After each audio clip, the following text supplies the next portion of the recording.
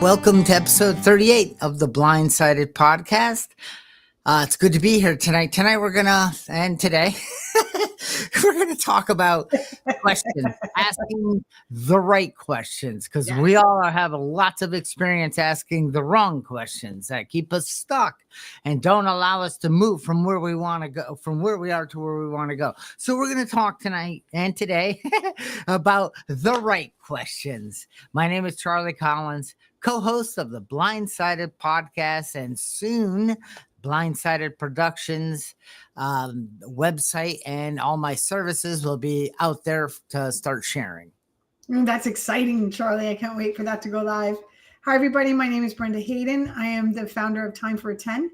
We're an emotional awareness coaching service.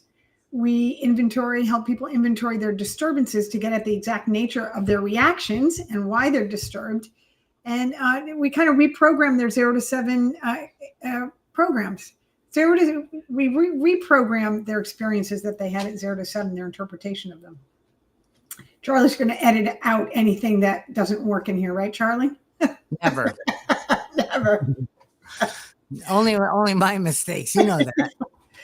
Anyway, that's what we do. We get at the exact nature of their disturbances, and by clearing those away, they have more freedom and they learn to respond instead of reacting. It's a beautiful process. I'm so excited to be here tonight.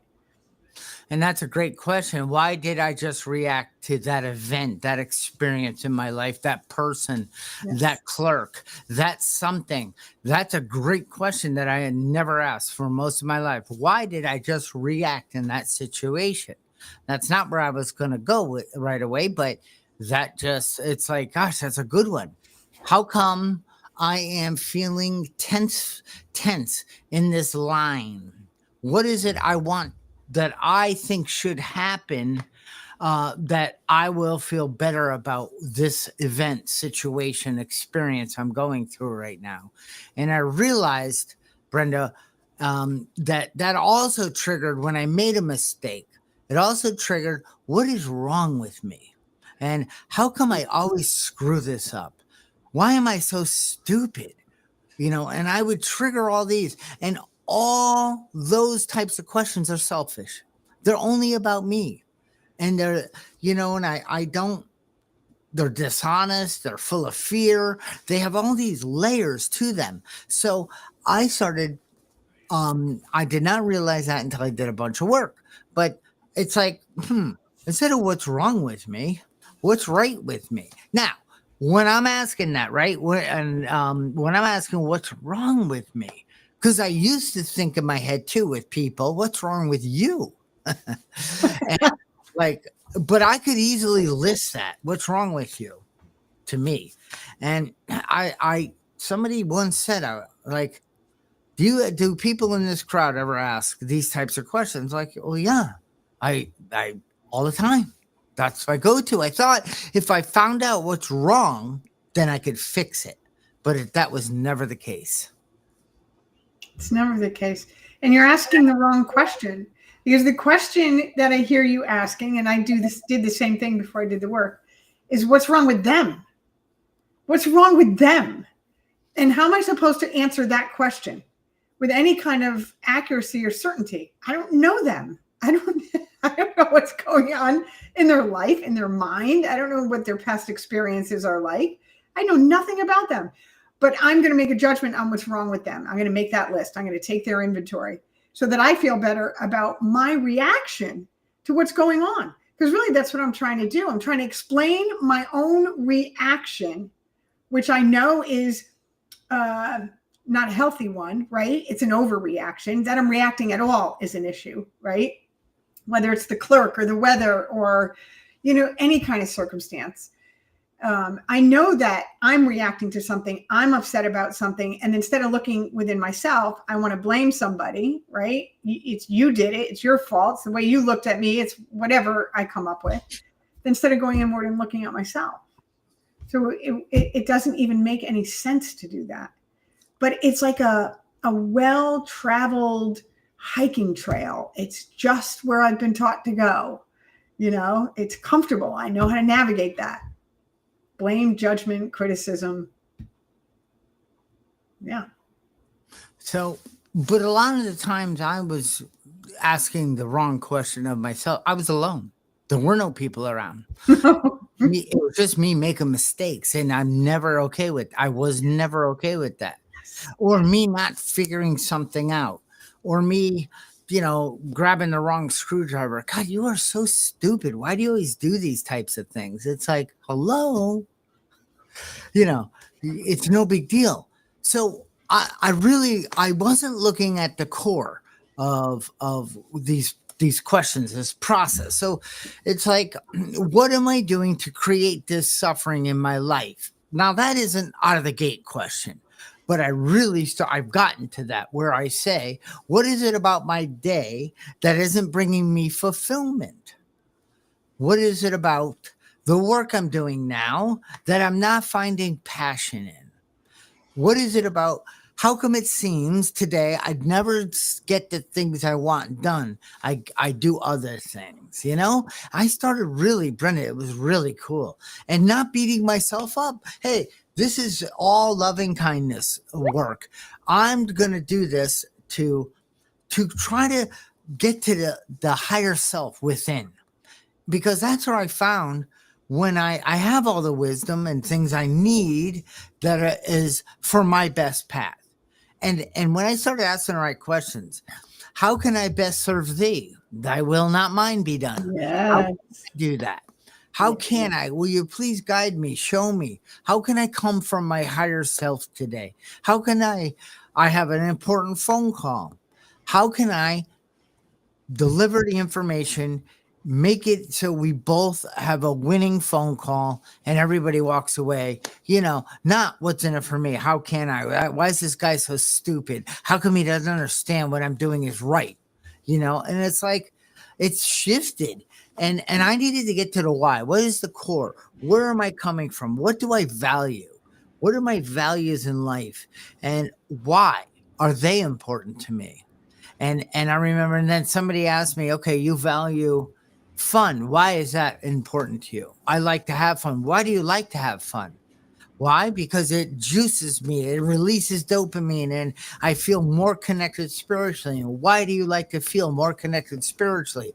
And I'm like, why don't you just shut up? But that was the greatest exercise, peeling back the onion to get to the core self. Yeah. Yeah, that's the kind of work that we do. And it's transformative, life-changing work. And it has to start somewhere. There comes a point in time where you get sick and tired of being sick and tired. You get sick and tired of being the victim.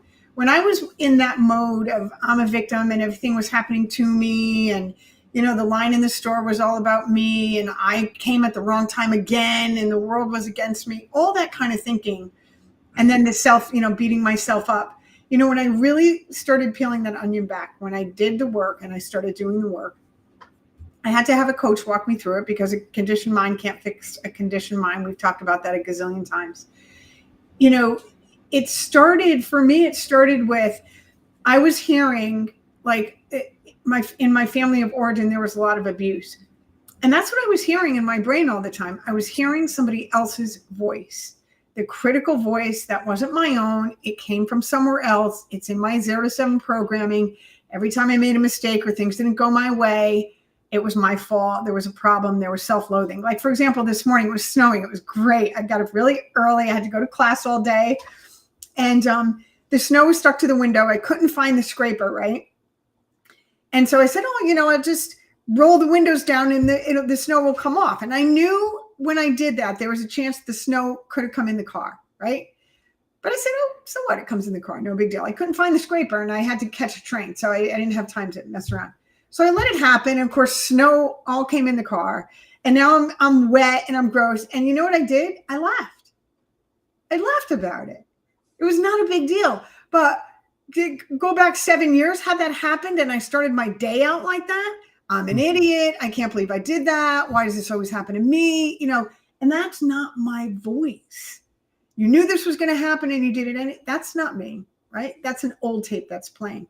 So understanding, like you're saying, ask the question, a simple question there. Whose voice is that? you pause and just ask that one question to get the process of peeling the onion started.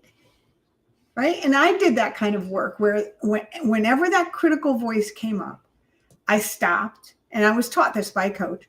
I stopped and I asked two questions. How old am I feeling in this moment? This is what I was told to do. And I'd write it down, 5, 10, right? And whose voice is that? Who do you know from your past that would speak to you that way? And I was always able to identify somebody. And that's where I began. Like, and we talked about this actually today in emotional intelligence. You have to go to and challenge the reality, the story that you're telling yourself about yourself. The story you're telling yourself about yourself. The story you tell yourself about yourself, you are going to project that out onto everybody you meet. So you're going to tell that same story, that same critical voice that you are using to attack yourself, you're going to attack everybody else with that same critical voice. and you're right. And that's why you have to stop and ask the questions. Yeah. And I remember when I started realizing, like, why am I blaming? I would ask, and I'd say, well, I mean, I could come up with, okay, why am I complaining? Why did I just make an excuse about that? And I asked, and I said, and the answer didn't pop right away, but then all of a sudden I got an idea. It said, is it because you don't want to take 100% responsibility for what you said or an action you took that didn't work out the way you wished it did, or you didn't follow through and you just don't want to own that? You would rather blame that your dog, ran and you had to go catch him, and I'm sorry I was late, and it doesn't feel good. But if you're doing it all the time, I shouldn't say you, if I am that guy that's doing that all the time, people catch on to that stuff. Like, dude, you have no integrity. So I started saying, and why is it that I'm not looking to take responsibility? And that means to follow through, to show up, to do what I said, and put the onus back onto me. And then I said, and what would it take for me to start practicing that? And like you said, I wrote stuff down. And I said, what would it take for me? Well, nothing. It would take me to stay awake. What I found out, why am I asleep most of the day, even though I'm awake? like how is it that I didn't just realize I'm doing something that isn't aligned with my why, it's something that isn't moving me towards the goals or the relationship or something. It's just me doing busy work to keep my mind busy. And it's like, gosh, these questions, and it's amazing. I never in my wildest dreams would have thought to ask myself, why are you blaming now? And then it went to, why in this moment do you want to blame and point the finger? And it's like, so I was in it doing it. And then I started right before I wanted to go do it. I asked, why do you want to do that right now? How is that going to solve or help your integrity or make this relationship better? And it's like, ouch. Okay. This is the reason. I overspoke on our last call. I said yes, because maybe there was some fear. I didn't want to say no, but I said, or I wasn't thinking it through, because anything I say yes to, there's a no to something else, because there's only this amount of time. So I now know how to say no. But Brenda, you think about it, and I was getting myself caught up. Oh yeah, I can do that. Sure, I'd love to help. But I didn't stop to think about it. And it got me in trouble. So then I used to have to make an excuse and it just doesn't feel good. So how can I repair this if I got to make an amends? But I do that. But really, how do I not get myself into that anymore? It's like, think things through. Why is it I don't think things through? Because I have a racing brain still. I need to work on slowing it down. And then I got to say, okay, you would like me to help you with this on Saturday. Okay, well, I do have an hour. Or, oh, sure, I can get to that. Ah, crap, I forgot I'm helping this guy. Then I'm angry at myself. And then I'm mad at him. Why can't he figure it out? I mean, I don't play that game, and it just twists me up. And I'm not blaming. It's nobody's fault for my suffering or my success. You know what I mean? It's my responsibility. Yeah. Yeah.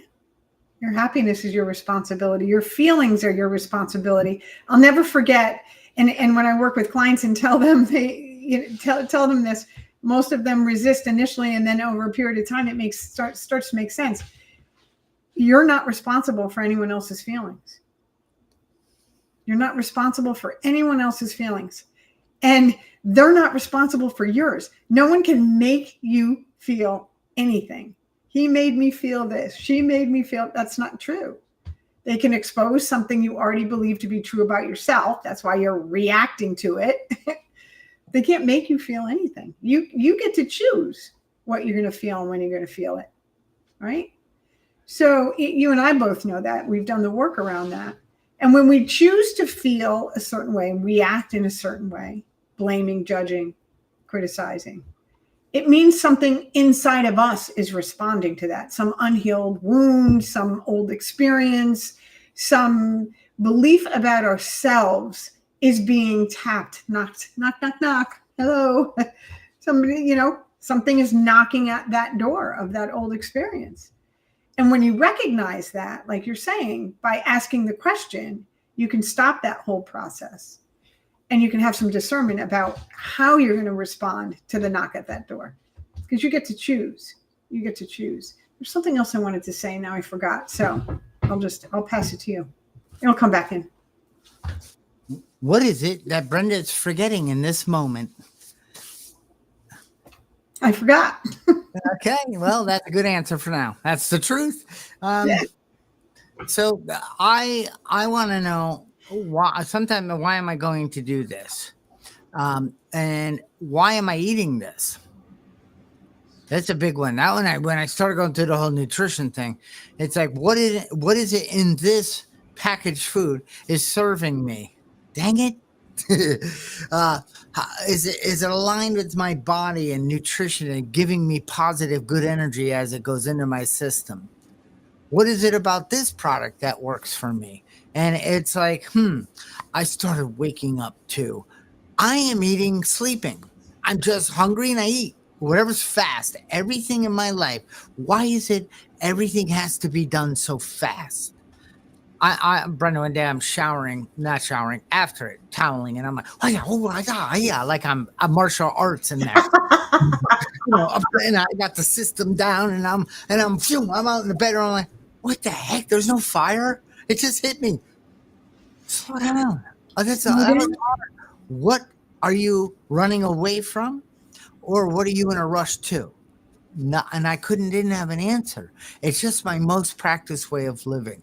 I had a very big racing mind that was always speedy. So when it hit a wall and it couldn't figure something out, so many answers came. That's where I was asking, what is wrong with you? Why are you so stupid?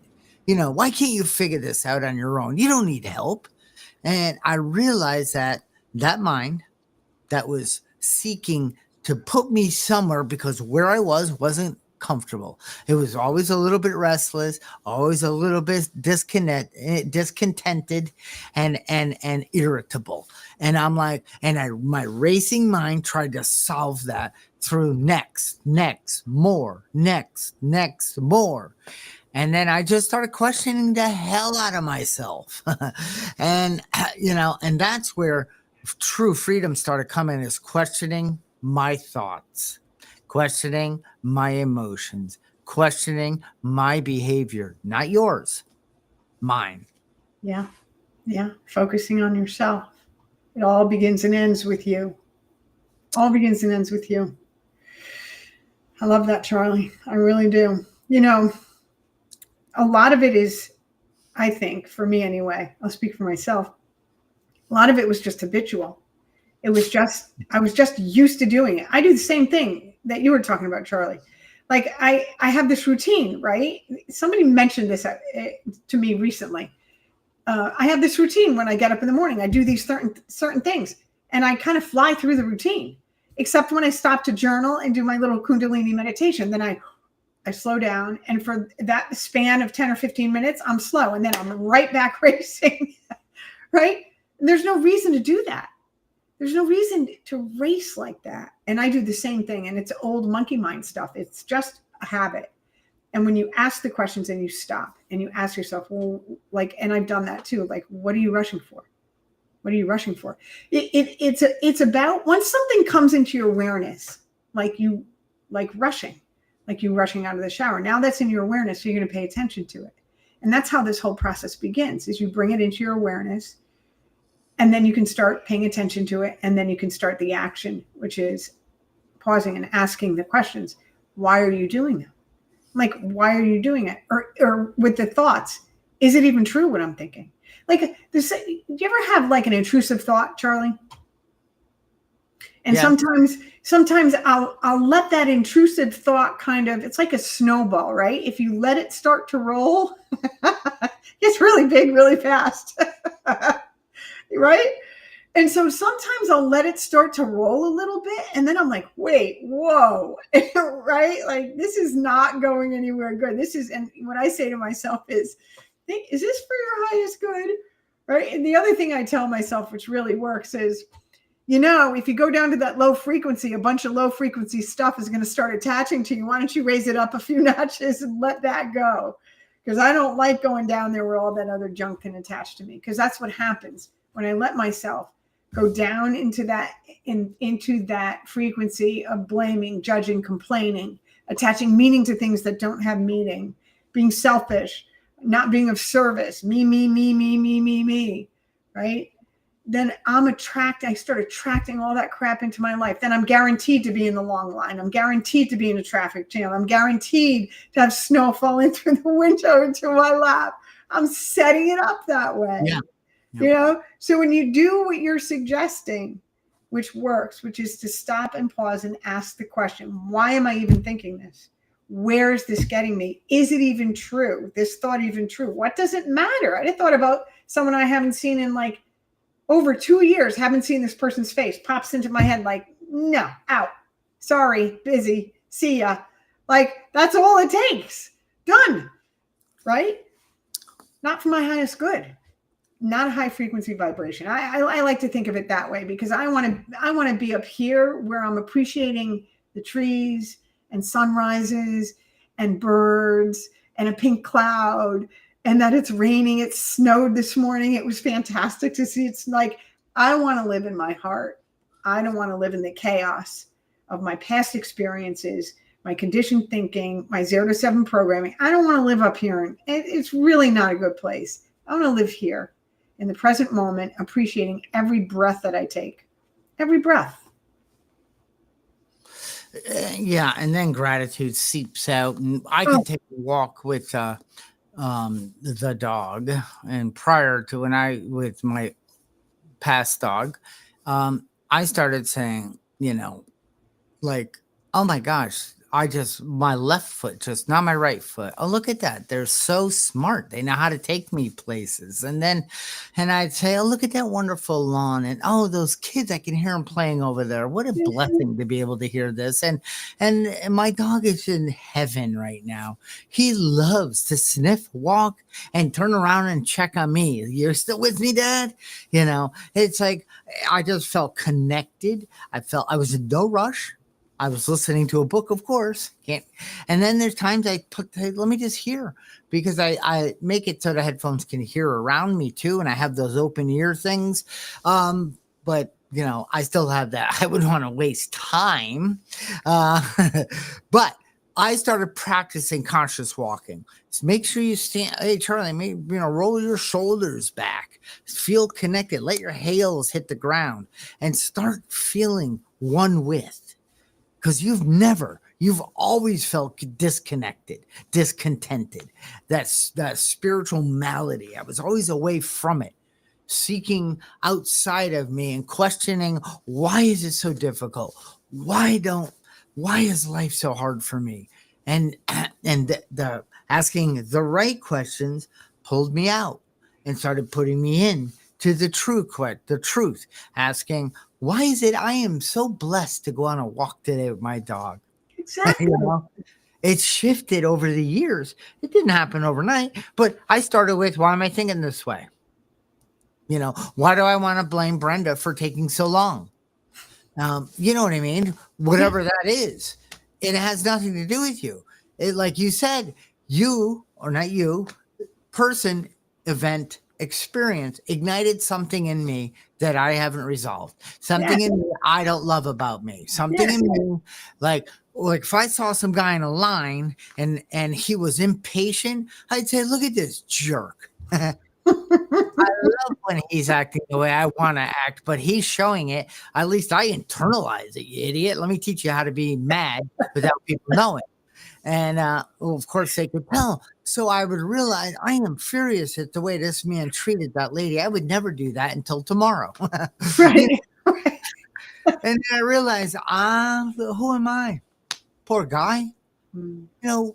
What's going on in his life that's causing him to struggle, to act out in this moment? I'll never know, but I can relate. And I'm not going to judge it. Yeah.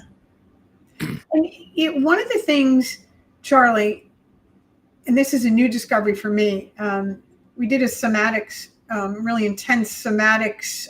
They crammed a whole semester of information into 2 weekends. Yeah, it was really fun. It was intensive, but one of the things that we learned was that your body will tell you before your brain can process the information, right? So you'll know your body's an antenna, and it picks up sensations, it picks up energy, it picks up information that is so valuable. And when you learn how to read your body, you can actually stop yourself from going to the next level, which is the blaming, the complaining, the getting upset with someone for being slow, the triggering. You can stop the trigger from actually happening. And you can still hold space for going in and figuring out why you were triggered, right? You don't have to actually experience the full weight of the trigger to be able to go in and figure out what was triggered, right? So there's 2 parts to this. So when you start paying attention to your body, if you notice, because we're talking about asking questions, not just asking questions about your spiritual and mental state, but asking questions about your physical state. What did I feel in that moment right before I got agitated, and where did I feel it, right? And like for me, you were pointing to your chest, right? You know where you feel it because you've been feeling it for how long? Me too. I know where I feel it too. And for me, it's in my solar plexus, And so once I feel that, the second I feel that, I start tapping on my thymus. Your thymus is the seat of your soul here. You can tap right here. And it immediately grounds you. You do that for 30 seconds. It immediately takes you out of your amygdala and grounds you into your energy field, right? Because we know we have an energy field that goes out about 8 feet. You can see it with the right equipment now. So I ground myself. So now I'm not in an activated state. And then I can start asking the questions like, what's really going on here? It's amazing how this works. There's some other grounding exercise. We've talked about the nostril breathing and all kinds of stuff. But you get yourself grounded and you ask the question because you felt it in your body. It's a really nice early warning system. I wish I knew about it like 5 to 10 years ago. I could have skipped a lot of drama in that, in the last 5 to 10 years. But I know it now. Yeah.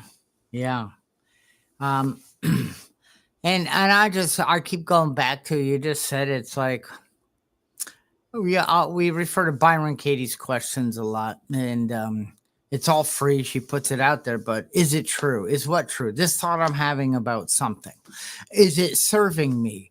Is this thought moving me towards my goals? And if I don't have goals, is this moving me towards more peace and happiness throughout my day? That's, it's okay, whatever it might be, but is it? Ask that. And why am I choosing to think this way? I choose to think yes. You think, then you decide, but you make a decision to take a behavior, and that behavior leads us into an experience. That experience leads us into an emotion, and emotion leads us back into the next thought. But if you stop between all stimulus and response, there's a space. But in my life, there was stimulus react for a long time. And if I did open that up, I'd put alcohol and other things in it. I couldn't seem to. But what I have found out, my higher self is in there. That spiritual power, the God of my understanding, a higher power, whatever, the universe, whatever that is. But between stimulus and response, I started opening that up through questions and tapping into the source that already was a part of who I was. And another thing that really helped with that, Brenda, was constructively reviewing my day at nighttime. Yes. How was it today? Did I think of myself most of the time? Did I think about others? These are just questions, or what I could pack into the stream of life. Was I bringing kind and loving thoughts to the table, to serving others?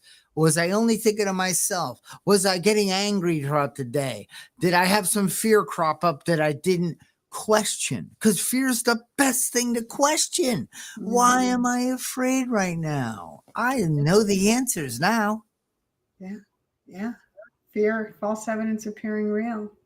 Early, I remembered what flew out of my mind early. Yeah, I don't remember how long ago it was now. 10 minutes ago, whatever it was. It flew back in. What's the number one reason why people do not want to even stop and ask the question? Fear. Yeah, fear. And why can't people sit with a feeling? Well, because they don't know what to do with it. Yeah, they can't stand to be uncomfortable. We cannot stand. We can't stand to be uncomfortable. Like, it's like sit and practice being uncomfortable. You don't like something? Awesome. Sit with it. You're having a bad day? Awesome. Like sit on the couch or wherever you're comfortable and sit in the feeling. Just sit with it. And that's another practice. When you learn to sit with the uncomfortable feelings, whether it's sadness, grief, anger, disappointment, fear, a bad mood, not being able to figure out why you're feeling this way, which a lot of people get really frustrated with. Just sit with the feeling. Sit with it. Be curious about it. Ask it what it's there to teach you. What are you here for? What can I learn from this? It's all there to teach you something. And it's amazing when you kind of surrender to whatever it is, whatever the discomfort is. You stop fighting it. You stop trying to figure it out, right? I'm talking about getting yourself in a position to ask the questions, and you just sit with it and just allow it to express and embrace whatever it is that's coming out. If it's anger, let it come out. If it's sadness, let it come out. Just embrace it, express it, and then you'll start to feel better. It passes like a cloud. It's all the resistance and the fighting and wanting it to be different and wanting to know why, because if we know why, then maybe I won't feel this way and I can fix it. Like all that stuff you could just skip over all that drama and sit with it. And it sounds like it's hard, but it's not. Or maybe in my mind, when somebody told me this, I was like, that's like really hard. I'm not doing that. And then I tried it, right? And it's really not that bad. It's way better. My fear was telling me it was way worse than it was. And now it's like, great, let's do it. Let's sit with it, and it passes like a cloud. And then you can ask the questions like, so what was that really about? There's a deeper meaning. What was really going on there? Yeah. Yeah. And I ask, what is it I've done to create this emotion in my life? Because I can't assign it to anything outside of me. I can, but that then doesn't allow me to move forward or recognize this stuff. And it could be a whole host of things. And some of it is just the way it is. And that's okay. But I like to know, why is it right now I'm feeling this way? Yeah. And because you are. Oh. But it's usually, it was the wrong thing I ate. I didn't exercise. I maybe wasn't kind. I didn't sleep. There's reasons, because I get it. I don't believe 24/7 happy, joyous, and free is the way the human condition is going to be. Because, Brenda, my roller coaster, I was high, and that could be on joy, bliss, pleasure. I was up, and then I was down, and then I was up. And then I was down. And doing this work has lowered the roller coaster. Mm-hmm. much more level. And it certainly would never be a ride I would go on an amusement park. It's like that real whippy when the kids go on. It barely does any, yay, they're all screaming and ringing the bell.